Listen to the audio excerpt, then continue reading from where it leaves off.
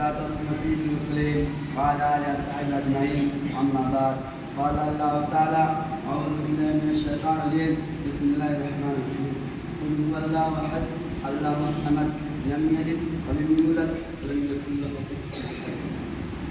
آج کے اس ہفتہ بھری انجمن میں تقریر کا موضوع ہے وقت کی قیمت.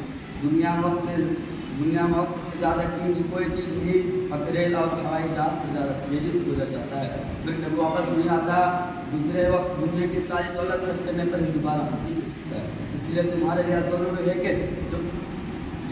کہ جو وقت تم ہمیں اس سے پورا فائدہ اٹھاؤ تاکہ وقت گزر جانے کے بعد افسوس نہ کرنا پڑے.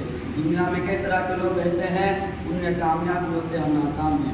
جو لوگ صحیح وقت پر صحیح کام کرتے ہیں اور کامیاب ہوتے ہیں، اور جو لوگ صحیح وقت پر کام نہیں کرتے وقت برباد کرتے ہیں اور ناکام ہو جاتے ہیں.